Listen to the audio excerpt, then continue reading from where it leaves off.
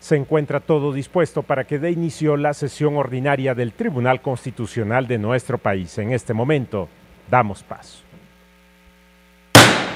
Se abre la sesión. Señor secretario, denos cuenta, por favor. Sí, señor ministro presidente. Se somete a su consideración el proyecto de acta de la sesión pública número 95 ordinaria celebrada el lunes 9 de octubre del año en curso. Señoras ministras, señores ministros, está a su consideración el acta. ¿Alguna observación?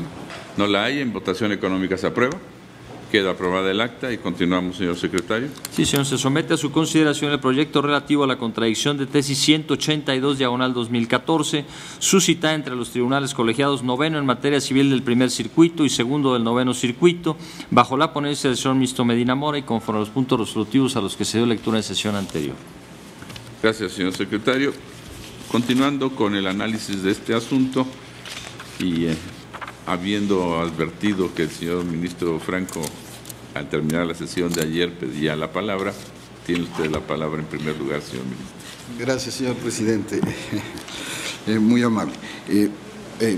Señor presidente, señoras y señores ministros, en primer lugar quiero sinceramente reconocer el esfuerzo realizado por el ministro ponente para que en esta tercera ocasión nos presente una propuesta que en mi opinión nos va a permitir probablemente llegar a la mejor decisión sobre un tema que, como también él lo señaló y yo lo comparto, es muy complejo y además ha suscitado intensas y muy interesantes discusiones y debates tanto al seno de las salas como en este pleno, inclusive en varias ocasiones.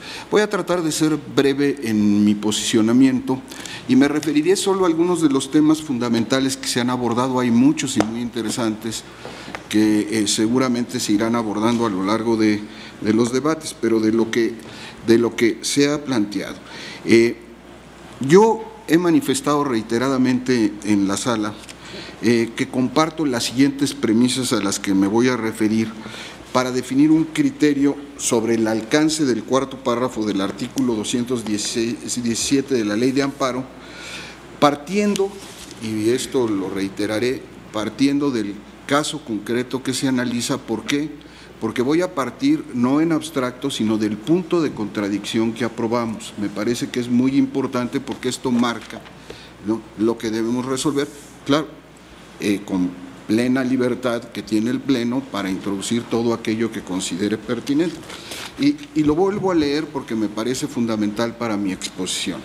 El párrafo 58 del proyecto que aprobamos en sus términos señala: se actualiza la prohibición de efectos retroactivos de la jurisprudencia prevista en el artículo 217, último párrafo de la Ley de Amparo, en el caso de que una vez que se ha reconocido en un acuerdo admisorio del juicio de amparo la personalidad de un autorizado legal en términos del artículo 1069 del Código de Comercio, se aplique una jurisprudencia emitida con posterioridad a esa admisión en la que se considere que tal autorización es insuficiente para interponer el amparo, a pesar de que no exista una jurisprudencia previa que sostenga lo contrario.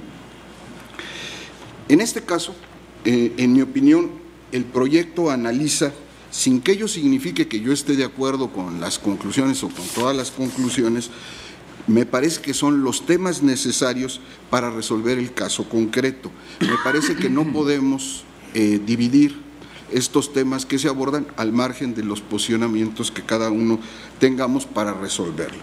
Lo que llevará a este pleno eventualmente, ¿no?, a declarar si realmente, ¿no?, es indispensable en un primer punto que haya una jurisprudencia previa, lo cual acotará de manera significativa el criterio que se sostenga y que me parece que es un criterio general que sí se puede definir al margen del punto concreto que estamos analizando en el asunto. Y obviamente la pregunta concreta sería: ¿es indispensable que exista una jurisprudencia previa para que pueda plantearse el problema de aplicación retroactiva? Mi posición reiterada en la sala ha sido que, por supuesto, una regla general es esta: Evidentemente, ¿no?, cuando un órgano competente para fijar jurisprudencia ha fijado un criterio y no hay una modificación, ojo, del orden legal o de una norma la cual esté interpretando, ¿verdad?, y modifica su criterio, pues es evidente que se tiene que hacer el análisis de si se da el supuesto de la prohibición para aplicar retroactivamente esa jurisprudencia en perjuicio de alguna persona. Sin embargo, creo que esto es la regla general, pero que puede haber excepciones, y creo que precisamente el asunto que estamos comentando es un buen ejemplo de ello. Déjenme plantearlo de esta manera. Aquí lo que sucedió fue que en un juicio mercantil, conforme a la legislación aplicable, se le admitió a un autorizado el que pudiera representar a la parte. Y después, ¿no?, surgió una jurisprudencia con la cual la primera sala se pronunció en el sentido de que los autorizados no podrían considerarse representantes legales para estos efectos, ¿no? Obviamente se sigue el trámite del asunto, se resuelve. Aquí, ¿qué es lo que sucede?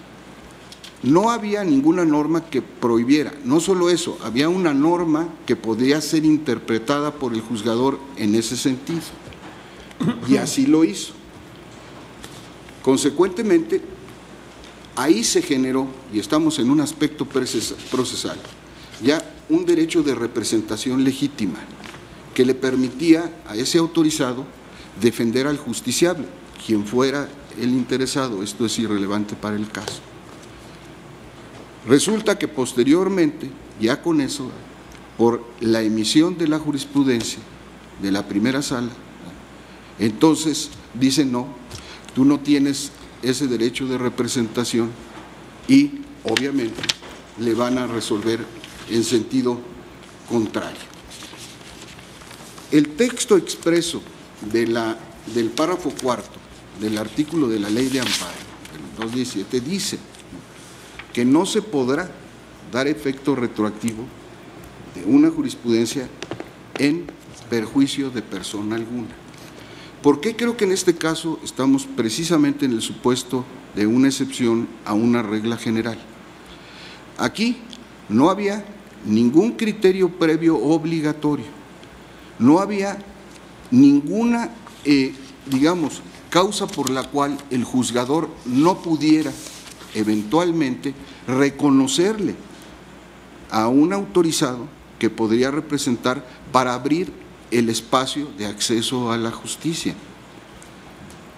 Y tercero, la jurisprudencia posterior, por supuesto, es en perjuicio de la persona, y yo diría del justiciable, que estaba representado por esa persona y que le admitieron que podía representarlo.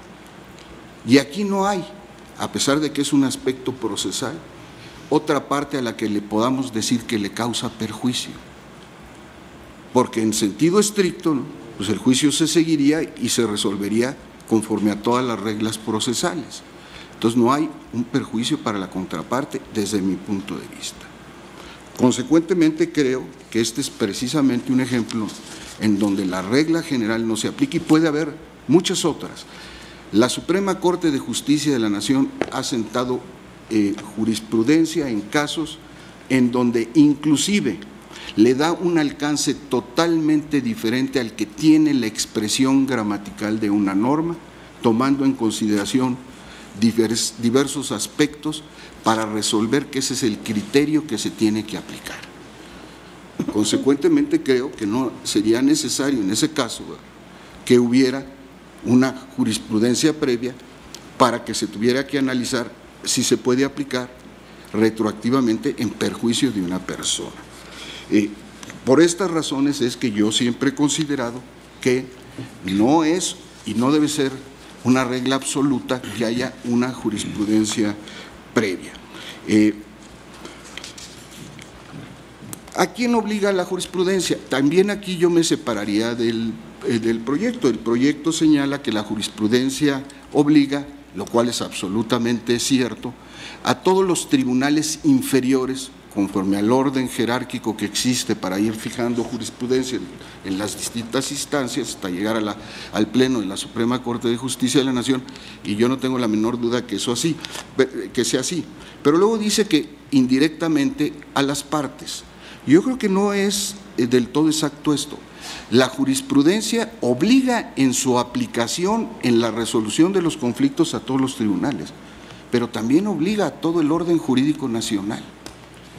Las autoridades administrativas sabemos que por nuestro sistema jurídico no están obligadas directamente, pero es obvio que si aplican un criterio contrario a una jurisprudencia de la Suprema Corte, de las salas e inclusive de los tribunales colegiados y en otros ámbitos de los tribunales que pueden fijar jurisprudencia, pues la decisión que tomen podrá ser impugnada y en automático será considerada errónea e inaceptable. Y por supuesto también obliga a todo aquel que tenga o sea operador del derecho a tener como obligatoria, insisto, independientemente de que necesariamente la tengan que aplicar, esa jurisprudencia. Y a mí esto me parece también de la mayor importancia, porque creo que la jurisprudencia, sobre todo del Pleno y de las salas de la Suprema Corte de Justicia de la Nación, deben, si no formalmente, materialmente, considerarse obligatorio para todo el orden jurídico nacional, puesto que crea una norma obligatoria. Y conste que no hable de norma general, aunque yo creo que es norma general, no meto ese tema aquí, norma obligatoria para todos los efectos en el sentido del criterio que se… Bien, también creo que, y es muy importante, ¿no?, que la jurisprudencia, conforme a los propios criterios que hemos establecido, surte sus efectos para todo el orden jurídico nacional, por regla general, a partir de que se publica en la Gaceta. Esto ha sido un criterio que hemos señalado y precisamente por eso normamos todo esto de manera específica. Insisto, como norma general. Entiendo que puede haber excepciones a esta regla, pero esa es la regla general que se debe seguir. Y también creo que tenemos, y por eso lo dije al principio, que resolver los casos concretos en sus méritos una vez que se nos presenten a consideración. ¿Por qué? Y aquí voy a terminar simplemente enunciándolo, no lo voy a desarrollar, porque creo que hay diferencias importantes cuando estamos enfrente de derechos de carácter procesal o adjetivo, de cuando estamos frente a derechos sustantivos y sobre todo cuando estamos frente a derechos fundamentales que hoy en día se rigen bajo un orden constitucional de protección muy especial. Y creo que esto condicionaría el escrutinio que tenemos que hacer para definir un criterio sobre una contradicción de criterios. Yo me quedaría aquí, señor presidente, y obviamente en su momento, si es necesario, intervendré para algunos otros temas que están involucrados en el asunto y que, como lo dije al principio, dejo en este momento de lado para referirme a ellos con posterioridad si así es necesario. Gracias. Gracias, señor ministro. Señor ministro Saldívar, por favor. Gracias, señor presidente. Desde luego este asunto, como ya lo han referido todos los integrantes de este Tribunal Pleno que se han pronunciado, es no solo de la mayor relevancia, sino también de una complejidad importante, merced de la cual es realmente difícil poder coincidir en un órgano colegiado de 11 ministros en todos y cada uno de los aspectos y las aristas que tiene un tema tan complejo. De tal suerte que yo agradezco al señor ministro ponente su disposición desde inicio para tratar de recoger y de sumar las distintas posturas, tratando de llegar al mayor consenso mayoritario posible y a partir de ahí poder construir una decisión. De tal suerte que yo voy a establecer algunos aspectos de los que son mis preocupaciones en este tema en general y tomaré la decisión de la intención de mi voto una vez que tenga la propuesta definitiva que nos haga el señor ministro ponente. Obviamente, como sucede en estos casos, habrá algunos aspectos que pueden ser salvables con un voto concurrente o que no son esenciales, habrá otros que quizás sí lo sean. Una primera cuestión sobre la que a mí me gustaría pronunciarme es que me parece que es extraordinariamente difícil y quizás incluso no sería lo más conveniente tratar de generar una solución absoluta o definitiva al problema de retroactividad de la jurisprudencia. Me parece que un tema como este está sujeto a múltiples matices que se determinan o se derivan de cada caso concreto, y creo que quizás lo más sano sería ir resolviendo cada caso concreto, lo que por otro lado nos acerca a la esencia de la función jurisdiccional, que es precisamente ponderar las cuestiones específicas de cada uno de los asuntos que se presentan, porque el riesgo de generar una solución inadecuada para un número indeterminado de asuntos o incluso una decisión injusta para muchos asuntos, me parece que es altamente probable que pudiéramos incurrir en ella, simplemente porque sería imposible en este momento podernos imaginar todos los supuestos que se pueden dar en la realidad. En segundo lugar, y simplemente para fijar mi postura, porque es un presupuesto para mí esencial, aunque se hizo ya la determinación de que no íbamos a discutir, o al menos no se iba a consagrar en el proyecto, cuál es la naturaleza de la jurisprudencia, si es norma jurídica, si es norma general, etcétera.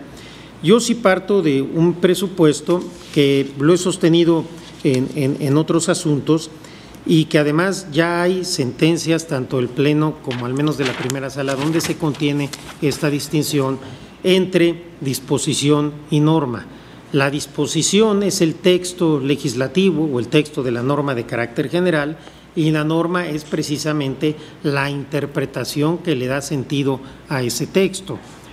Es lógico que cuando hablamos de jurisprudencia, lo que se modifica es la norma, la interpretación del texto, y aunque la disposición, o sea, el texto escrito no se ha modificado, su interpretación o su contenido sí, y en tal sentido puede haber una aplicación retroactiva de una jurisprudencia como lo hay de una ley o de un reglamento de cualquier norma de carácter general, porque al final del día lo que se aplica no es lo que la norma dice, sino lo que dice el órgano constitucionalmente facultado para interpretarla.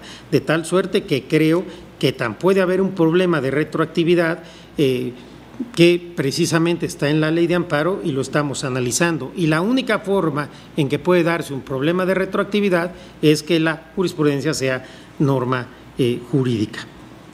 En tercer lugar, yo me sumo a quienes se han manifestado que no es necesario, para que se establezca el efecto o el conflicto de retroactividad, que haya una jurisprudencia previa. Me parece que hay muchos supuestos en los cuales no hay una jurisprudencia obligatoria previa y sí puede haber un problema de retroactividad. De manera meramente enunciativa, pensemos una interpretación pacífica que no ha dado lugar a un conflicto, bien sea porque parte de una interpretación tradicional, ya sea porque el texto, desde su interpretación gramatical, aparece como suficientemente claro, y no obstante, los destinatarios de la norma parten del supuesto de que lo previsible es que la norma se aplique de la forma como se ha venido aplicando tradicionalmente. Bien, una jurisprudencia le da un sentido normativo distinto a ese. Creo que aquí hay un problema que pudiera derivar retroactividad. También hay cuestiones que a veces tenemos tesis aisladas o criterios aislados, y no obstante que no sean obligatorios en un sentido fuerte, me parece que es previsible que el destinatario de la norma parta del supuesto de que su conducta, ya sea sustantivo o procesal, se va a regir por ese criterio que está establecido por un tribunal federal, puede ser incluso la misma Suprema Corte, y puede tener un grado de previsibilidad de que ese criterio en principio le será aplicado. De tal suerte que yo creo que podríamos aquí generar muchos ejemplos, como sucedió también con el caso de la usura en la primera sala, en el cual no había una jurisprudencia previa. Adicionalmente, en este punto, también me separo de que se circunscribe el problema a que la jurisprudencia sea modificada o sustituida por el mismo órgano que la generó. Puede ser, y en muchas ocasiones es el problema, y de hecho fue el primer problema que nos enfrentamos las dos salas, que sea esta Suprema Corte la que cambie la jurisprudencia o la que genere una jurisprudencia que no existía sobre un tema que no se había pronunciado, y generalmente esto traiga complicaciones sobre la seguridad jurídica y la previsibilidad. En cuarto lugar, me parece que sí es importante tomar en cuenta que nosotros estamos a punto de decidir qué esquema vamos a tomar. Un sistema retrospectivo puro, en el cual siempre se va a aplicar la jurisprudencia a todos los casos anteriores. Un sistema prospectivo puro, en el cual se aplicará solo a los casos futuros, o tendremos un sistema ecléctico mixto, como lo tienen muchos tribunales del mundo, en el que analizan cada caso concreto. A mí me parece que el sistema retrospectivo puro parte de una falacia, de un sofisma, de una ficción, de que la labor de los jueces es meramente declarativa. Lo que los jueces hacen es únicamente decir algo que ya existía, que ya decía el texto legal y sobre el cual realmente no puede haber disposición, aplicación retroactiva, porque los jueces no modifican lo que ya dijo el legislador. Yo creo que esta visión muy romántica no es cierta. Los jueces, todos los jueces, cuando leemos, cuando interpretamos un texto, le damos un sentido y un significado. Y este sentido y significado puede ser en ocasiones bastante alejado de una interpretación meramente gramatical. Si esto no fuera así, las leyes no se interpretarían, solamente se leerían. Pero aún en la lectura, creo que esto es obvio para cualquiera, aún en la lectura no jurídica, no especializada, cuando cualquiera de nosotros está leyendo una novela, cada uno le da un significado distinto a lo que está leyendo, es el mismo contenido, es el mismo texto, pero cómo lo interpreto, cómo lo recreo, cómo se transfigura ese texto en mi mente es diferente para cada lector, y esa es una de las cosas maravillosas precisamente de la lectura. Entonces, esta idea de que el texto por sí mismo tiene una vida ajena a la de su intérprete, me parece que no es así, y de aquí se deriva que no podemos nosotros sostener que entonces los destinatarios de la norma no tienen problema con lo que hacemos los jueces, porque los destinatarios de la norma conocían la norma. No, lo que conocían era la disposición, el texto, no la norma, que va siendo cambiante a través de la interpretación de los tribunales. De cualquier manera, creo que sí debemos generar un criterio caso por caso, que sea administrable y que sea funcional.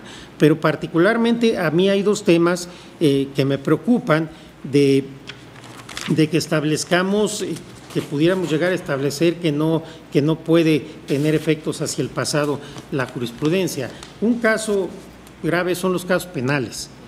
Por ejemplo, la determinación de los elementos de un tipo penal en su interpretación. Puede haber casos, y de hecho los hay, que la interpretación obligatoria de un texto de un tipo penal prevenga que la conducta A como criterio interpretativo es una conducta válida, es una conducta no prohibida, y después, cuando se está procesando o se condena a esta persona, resulta que esta conducta A la luz de la nueva interpretación sí es punible o sí es típica.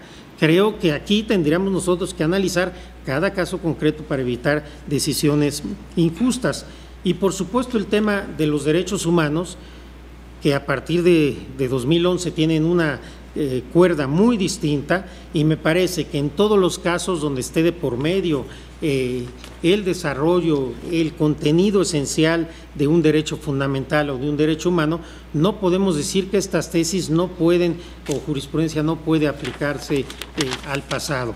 Yo creo que a partir de las premisas generales que cada uno de nosotros vayamos construyendo o estemos convencidos, yo me decanto porque vayamos viendo cada uno de los casos concretos. Obviamente, tengo la convicción, ojalá así sea, que a partir de la construcción de cada uno de estos casos concretos, después de un número más o menos importante de precedentes, quizás ya podamos ir generando una teoría general de la retroactividad de la jurisprudencia, pero creo que en este momento, al menos yo no tendría todos los elementos para poder pronunciarme en sentido fuerte sobre una jurisprudencia que pudiera pretender resolver todos los supuestos que se pueden eventualmente dar en una realidad compleja, y también creo que habrá que hacer matices en los asuntos, si son derechos sustantivos, si son derechos adjetivos, aunque para mí el derecho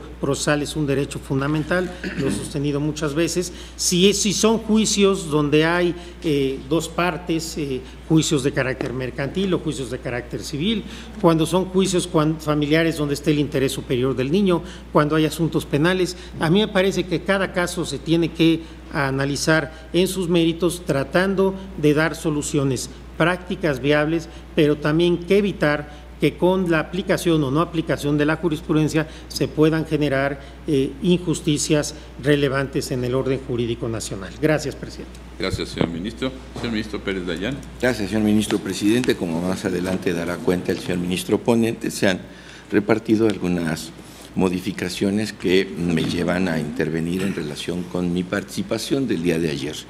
El día de ayer explicaba yo que estaba de acuerdo con la solución que esta contradicción de tesis nos presenta en cuanto a los puntos que se detectaron para establecer un criterio, muy en lo particular con las jurisprudencias propuestas como 1 y 3. No así la 2, en tanto estaba entendido de que la jurisprudencia que permitía de alguna manera entender que una situación en específico estaba resuelta, necesariamente tenía que ver con cualquier tipo de criterio que le resultara obligatorio al juez que habrá de conocer de la causa, de manera que al no prevenirse esa específica condición y considerar que solo la del tribunal que tiene posibilidades de hacer esta modificación es la que daría lugar a no tener por efecto retroactivo una aplicación de jurisprudencia, me hacía estar en contra del texto de la segunda tesis. De acuerdo con las modificaciones propuestas, esto me lleva a entender entonces que el cambio que experimenta este criterio ya no necesariamente se reduce a ello, sino que con el mero hecho de que se sustente en determinado caso una aplicación aún implícita del contenido de una jurisprudencia, esta ya no podría obrar hacia futuro cualquier modificación que sobre ella se dé, independientemente del tribunal que la sustente. Bajo esta perspectiva, expreso está entonces ahora de conformidad con los 3 criterios resultantes de la misma. Solo que sí me es importante resaltar un aspecto en el que, por lo que alcanzo a ver en función del número de participaciones que ya hemos tenido, participa una mayoría, que para poder llegar a tener una aplicación retroactiva de la jurisprudencia se requiere la existencia de una anterior que ordene lo contrario.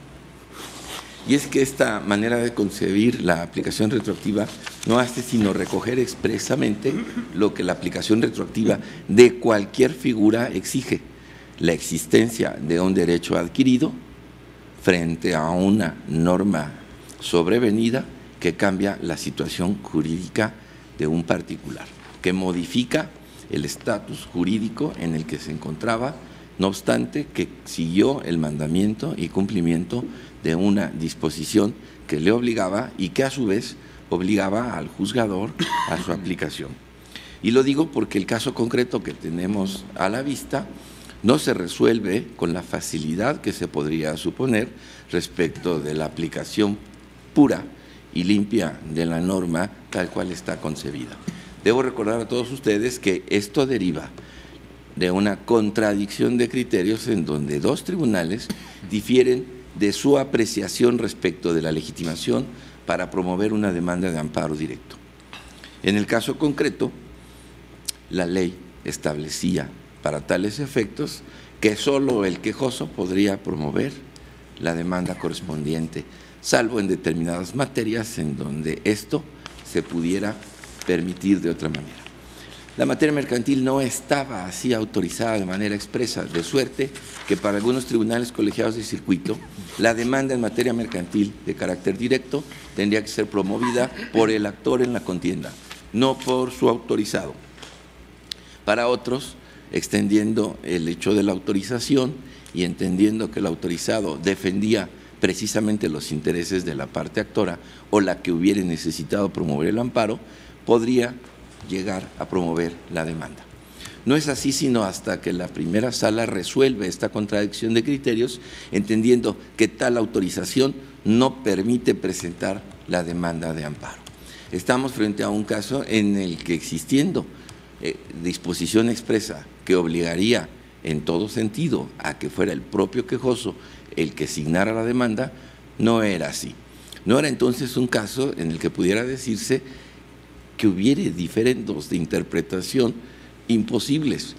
Lo que sí había era una regla específica que determinara qué hacer en caso de la presentación de una demanda y, como lo dice uno de los tribunales, por costumbre se admitían este tipo de demandas. Esto no puede considerarse un derecho perfeccionado, un derecho capitalizado, de suerte que si la primera sala, luego de la contradicción de tesis, entiende que para tales efectos no estaba promovida por parte legitimada, la aplicación de la jurisprudencia con su definición, entendiendo que la jurisprudencia no es más que la interpretación obligatoria que hace un órgano jurisdiccional constitucionalmente facultado para ello, había determinado con toda precisión el sentido correcto de la interpretación de la norma que se tenía que aplicar. Si no fuera entonces el entendimiento y se considerara que no se requiere de una jurisprudencia que autorice a hacer algo y para ello exista una que lo modifique, sino que cualquier situación jurídica, una vez entregada, no pueda ser modificada por una jurisprudencia, llevaría a que en ningún caso un órgano de alzada, en aplicación de una jurisprudencia sobrevenida, pudiera hacer modificación alguna a la sentencia, aun cuando no considere que la interpretación dada a la norma fue la correcta. Esto es lo que se provocaría si no existe un criterio jurisprudencial previo. Por ello, reiterando que me asocio a todos aquellos que en su número, me parece, son mayoritarios, han considerado la existencia necesaria de una jurisprudencia que constriñó la voluntad de un quejoso o de un interesado para hacer o dejar de hacer un cambio en este sentido, sí le generaría la retroactividad definida por la norma. Cuando esto no es y esto no se encuentra de manera definitiva decidido, cualquier cambio es posible, como sucede en cualquier otra instancia procesal en la que lo que en un determinado momento se tiene, se puede perder en una sentencia. Para eso precisamente existe el control constitucional del amparo directo. Y lo que ya se tiene y aún reconocido como una personalidad hecha por un juez puede ser modificada por un órgano de control constitucional en la interpretación de la norma. Y esto no pudiera decirnos que fue una aplicación retroactiva de la jurisprudencia que le quitó a alguien el derecho adquirido cuando éste aún no se encontraba solidificado. Bajo esa perspectiva, entonces, reitero mi convicción de que la contradicción de tesis que aquí tenemos para resolver se encuentra en los términos en que considero debe ser resuelta, tal cual lo había expresado yo desde las dos ocasiones anteriores en que el asunto ya se había presentado a la consideración de este Tribunal Pleno, y hoy, a diferencia del día de ayer, me encuentro entonces conforme con las tres tesis que se proponen, dadas las modificaciones que el propio oponente hace, y a partir de ello expreso mi reconocimiento por haber efectuado esta modificación y el esfuerzo que esto representa. Gracias, señor presidente. Gracias, señor ministro. Señor ministro Pardo. Gracias, señor presidente. Empiezo también por compartir el reconocimiento al ministro ponente por el gran esfuerzo que ha implicado el revisar una y otra vez esta temática, y desde luego esta circunstancia nos revela lo complejo que se presenta. Me parece que precisamente por esta experiencia que hemos tenido, es muy complicado elaborar una teoría general de la retroactividad de la jurisprudencia y poder establecer las líneas que habrán de aplicarse necesariamente en cualquier hipótesis que se pudiera presentar. La complejidad del tema a lo que nos lleva, ya varios de los compañeros que han hecho uso de la palabra lo han mencionado, a lo que nos lleva es un análisis casuístico, un análisis de cada caso concreto para poder establecer en cuáles sí y en cuáles no se puede determinar que existe una aplicación retroactiva en perjuicio de alguna de las partes, porque ese es otro aspecto importante que toca el proyecto. Hablando de un juicio ordinario en donde hay partes, pues lo que a una le beneficia, a otra le perjudica. Y en consecuencia, pues debemos ser también muy cuidadosos en este aspecto. Yo, en términos generales, comparto la decisión del proyecto por lo que se refiere al tema específicamente que da lugar a la contradicción.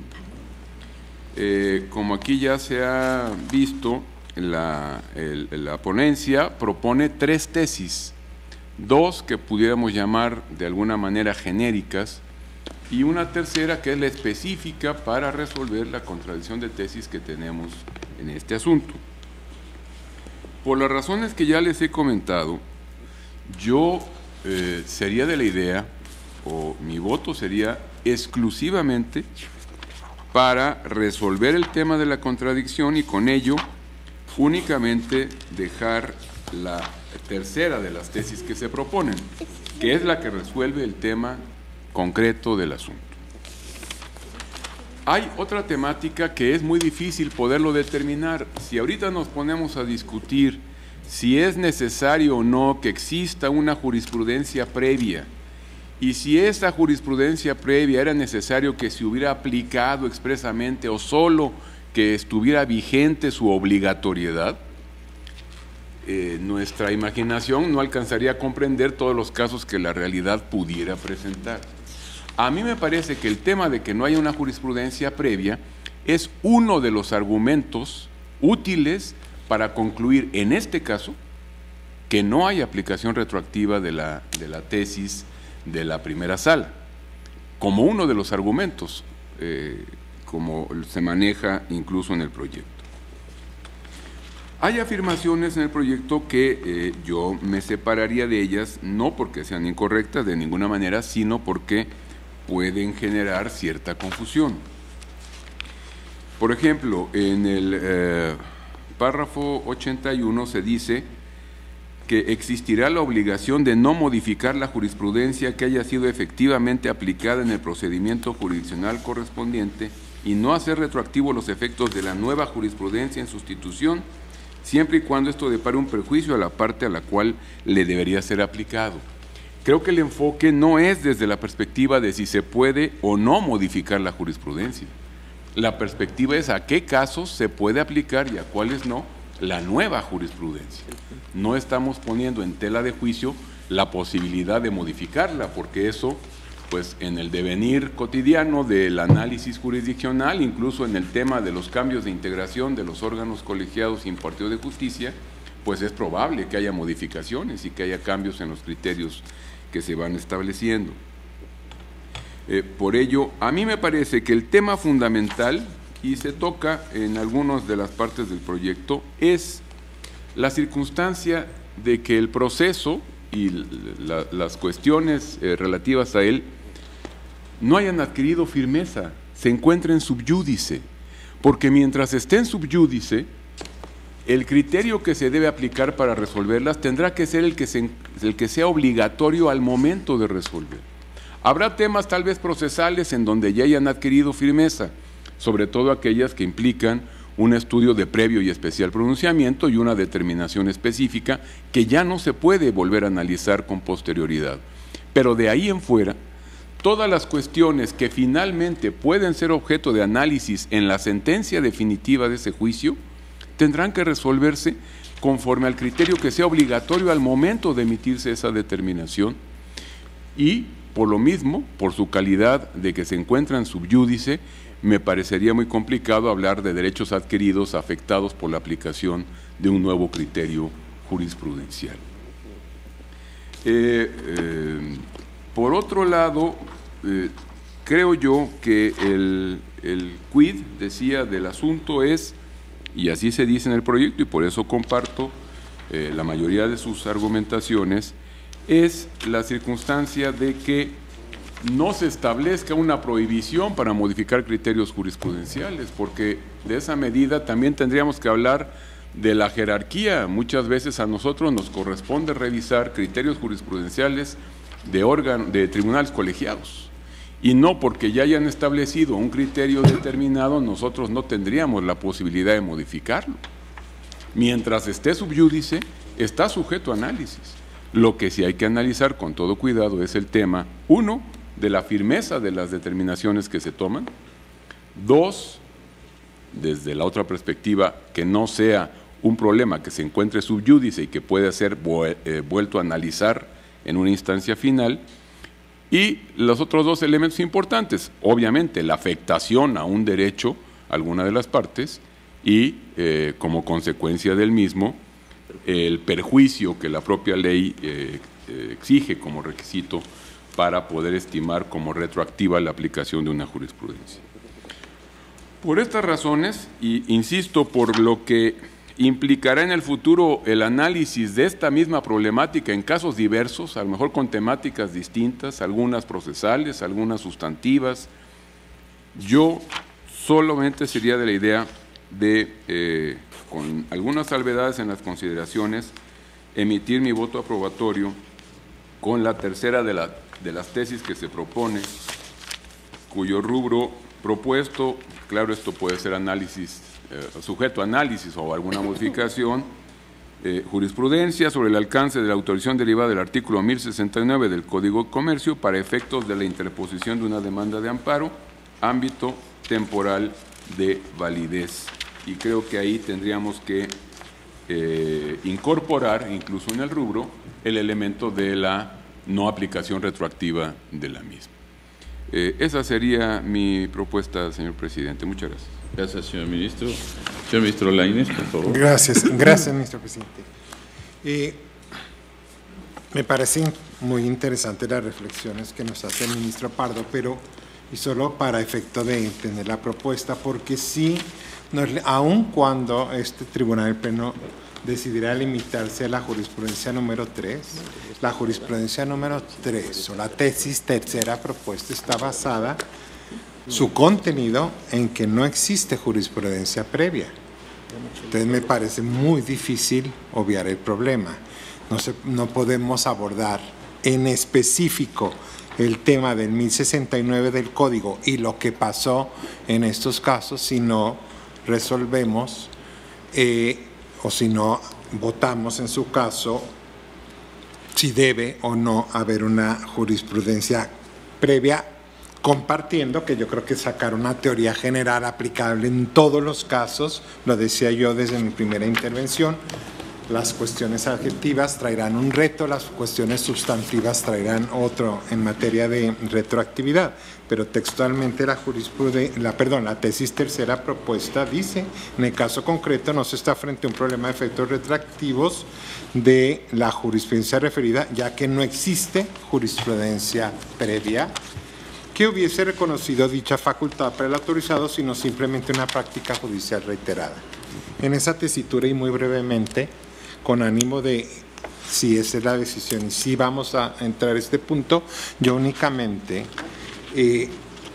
aportar estos argumentos en cuanto a por qué, desde mi punto de vista, sí se requiere, que ya se ha dicho, voy a ser muy breve, una jurisprudencia previa.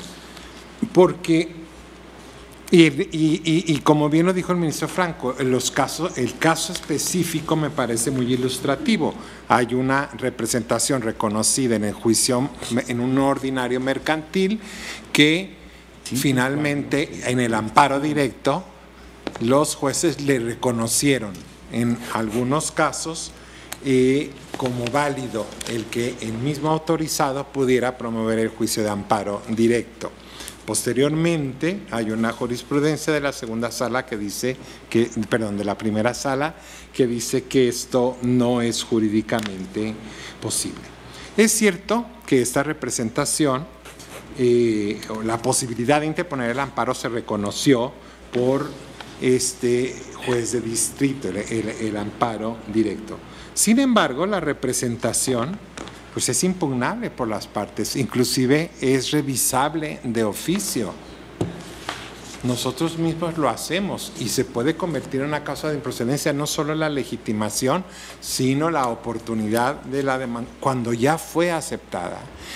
El aceptar que entonces, en estos casos, el hecho de que se haya aceptado la representación, el hecho de que se haya aceptado la demanda con un determinado cómputo, etcétera, es un derecho adquirido, pues nos llevaría entonces, ahí sí, a darle poca eficacia o no la eficacia a la jurisprudencia. Cuando no hay jurisprudencia, pues entonces sí hace nugatoria la jurisprudencia que se emita con posterioridad. Yo creo que eso hace toda la diferencia. La diferencia, y es fundamental, cuando hay una jurisprudencia previa que hubiese aclarado con todas sus letras cuál es la manera de interpretar el precepto, y con base en eso se hubiera aceptado la representación, efectivamente un cambio posterior no puede afectar una situación donde ya se, decía yo ayer, individualizó la jurisprudencia. La ministra Luna y el ministro Gutiérrez me hacían ver, bueno, no forzosamente tenemos que decir que hay esa aplicación, basta con que exista la jurisprudencia, y yo estoy de acuerdo. Yo hablaba de una individualización concreta donde el juez fundamenta incluso y dice es correcto porque hay la jurisprudencia número tal, con fecha tal, que me obliga a interpretarte este precepto así. Cuando no hay jurisprudencia es, como lo dice el proyecto del ministro Medina Mora, esta libertad interpretativa del juez, y como lo dijo el ministro Arturo Saldívar, pues es la riqueza. Un texto se interpreta de manera muy distinta en las distintas etapas de la secuela procesal. Entonces no podemos decir que lo que decidió un juez en el juicio ordinario o en la primera instancia en un juicio de amparo es un derecho adquirido cuando no hay jurisprudencia que entró a formar parte del orden jurídico que tomó el juez en el momento de tomar su decisión, independientemente, y eso sí es independientemente de la postura que se tenga de si es norma o no es norma, o es norma sui generis o es herramienta de interpretación. Lo importante es que cuando el juez toma una decisión, si hay una jurisprudencia, entre en su valoración como parte del orden normativo. Si no hay jurisprudencia, lo que hizo el juez es en su libertad interpretativa aceptar la demanda, como pasa, por ejemplo, una ley que nos diga 30 días y no dice hábiles o inhábiles. Bueno, el juez hace una interpretación tomando otros textos. Si no hay jurisprudencia que le diga tienen que ser hábiles, él hace una interpretación y acepta una demanda. Pero esto es revisable en las siguientes etapas, impugnable por las partes y revisable de oficio. ¿Dónde se da la aplicación retroactiva? Cuando, a diferencia de este caso, donde no hay jurisprudencia, pero el hecho de que después se digan tienen que ser naturales, porque esa es la interpretación, pues lógicamente no hay aplicación retroactiva de la jurisprudencia. Esa es la interpretación que se da en un acto que es revisable y que no es un derecho adquirido. En cambio, si hay una jurisprudencia que dijo y que obligó, o en un pleno de circuito o en un tribunal colegiado que diga aquí se deben de contar como hábiles, el hecho que después cambie, aun cuando sea por un órgano de jerarquía superior, no puede afectar esa situación que ahí sí ya entró, digamos, en el patrimonio del accionante, porque la normativa, digamos, el conjunto del orden jurídico que tomó el juez al tomar, incluía esa jurisprudencia. Por eso yo insistiría en que, y con ánimo de avanzar, porque además el segundo asunto que tenemos va a partir precisamente de esta decisión y este mismo. Por eso yo creo que el primer punto que me parece nos quedaría claro es que sí se requiere, para que haya jurisprudencia, para poder analizar la retroactividad de jurisprudencia, es que tiene que haber otra. Ya lo de la jerarquía y eso, bueno, lo vimos también y cada quien ha expresado su posición. Gracias, presidente. Gracias, señor ministro. Señor ministro Pardo. Una muy pequeña aclaración, escuchando la intervención del señor ministro Lainez. Mi sugerencia no es que se elimine el argumento de que no existe jurisprudencia previa para este caso concreto. Mi sugerencia era que no se establezca como una norma general para cualquier caso. Por eso decía yo que en este caso me parece un argumento adecuado, uno de los argumentos adecuados para poder sostener que no hay aplicación retroactiva de la nueva tesis. Porque pensemos que en este caso se hubiera impugnado en el juicio de origen la representación o la legitimación, o incluso en el propio juicio de amparo, que se hubiera impugnado la legitimación del autorizado en términos del 1069 para presentar la demanda de amparo, que esa es la problemática, y que hubiera alguna determinación del juez de distrito en el sentido de que se le reconocía ante una impugnación esa legitimación. Ahí hablamos de firmeza. Aunque no había una jurisprudencia previa, hay una determinación que ha quedado firme y que ya no puede considerarse que esté subyúdice y que ese elemento no se puede volver a analizar en la sentencia correspondiente. Por eso, insisto, no es ninguno de los casos que dieron lugar a la contradicción, pero hacer la afirmación genérica creo que sí podríamos generar que quedaran fuera algunos casos en los que, aunque no haya jurisprudencia previa, sí podría haber una aplicación retroactiva de la jurisprudencia en perjuicio. Por eso, mi sugerencia era que se mantenga como lo dice la tesis. Uno de los argumentos es que no existe jurisprudencia previa, así lo dice la tesis, pero agregar que en el caso era un tema que podía volver a ser analizado en la sentencia, que no había una firmeza por una resolución previa que ya hubiera causado estado y no podría modificarse. Esa era la sugerencia. Quería yo aclarar estos puntos. Gracias, señor presidente. Gracias. Vamos a un receso y a continuación me ha pedido la palabra la señora ministra Luna y regresaremos con ella.